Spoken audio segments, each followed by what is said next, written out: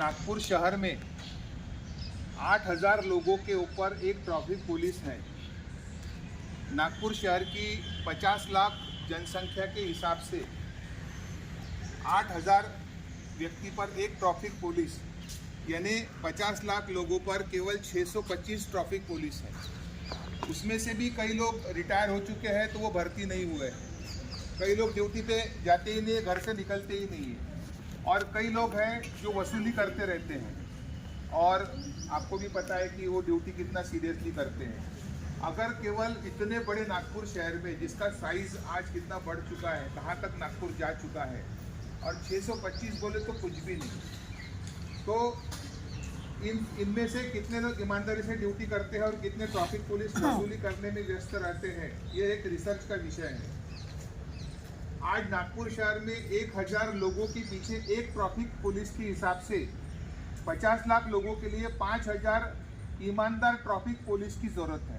नागपुर शहर को 5,000 traffic police की ज़रूरत है, जिसकी वजह से ट्रैफिक जाम हो रहा है। जैसा गोलीबार चौक में ऐसा ट्रैफिक जाम हो जाता है और रोड एक्सीडेंट हो रहे हैं।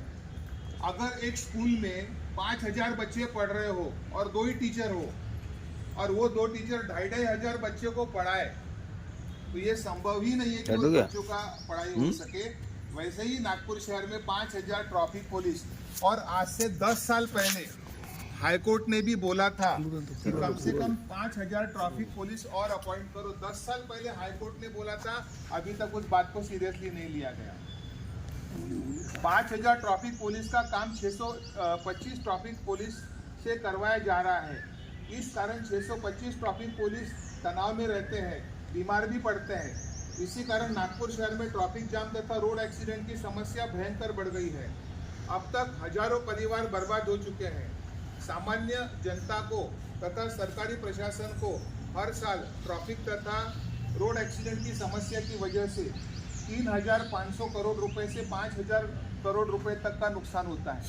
यानी प्रशासन का, यानी सरकार का और आम जनता का, दोनों का मिलाकर जो भी रोड एक्सीडेंट होता है, ट्रैफिक जाम होता है, उसकी वजह से कम 3,500 करोड़ रुपए का और ज़्यादा से ज़्यादा 5,000 करोड़ रुपए का हर साल नुकसान होता है। ये शहर में क्या भारत? सिर्फ नागपुर की बात, और पूरा भारत का अगर आपको जानना है तो हमारा बजट है 45 से 50 लाख करोड़ का, और केवल रोड एक्सीडेंट की वजह से पूरे हिंदुस्तान के अंदर 10 लाख करोड़ का नुकसान हो रहा है। यानी भारत सरकार का बजट 50 लाख करोड़ का, और रोड एक्सीडेंट से पूरे हिंदुस्तान में 10 लाख करोड़ का हर साल नुकसान हो रहा है। अगर वो नुकसान नहीं हो रहा तो बजट भी हमारा 60,000 करोड़ का बन जाएगा, मतलब उसमें भी हमको फायदा हो सकता है। आपने पूछा इसलिए बताया।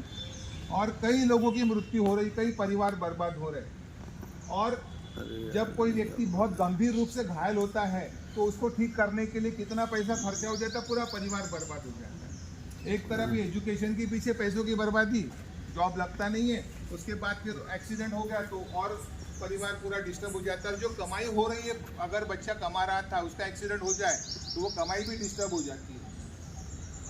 अब इस विषय पर हमने रिसर्च किया और बहुत लंबे समय तक रिसर्च किया। 11 साल से हम लोग इस ट्रैफिक पुलिस के विषय के ऊपर काम कर रहे थे, ट्रैफिक पुलिस को भी समझा रहे थे। बहुत सारे हमने प्रोग्राम किया, लेकिन हमने सोचा कि इसका कोई तो भी अंतिम उपाय हमको खोजना चाहिए। तो हमने इसका अंतिम उपाय ऐसा खोजा है कि 5 साल में सरकार को 1,200 करोड़ रुपए इसके लिए खर्चा करना है।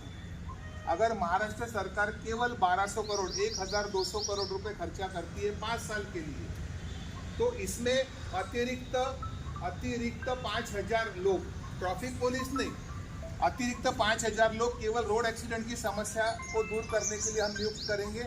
उनको 90 दिन का प्रशिक्षण देंगे। वो साइंटिफिक है। जो कंट्री ने पूरे विश्व के अंदर एक्सीडेंट फ्री नेशन बने हुए हैं, जैसे कि नीदरलैंड के अंदर बहुत ज़्यादा एक्सीडेंट कंट्रोल हुए हैं, हिंदुस्तान के अंदर भी 1 या 2 स्टेट है जहाँ पर एक्सीडेंट काफ़ी कंट्रोल हुए हैं।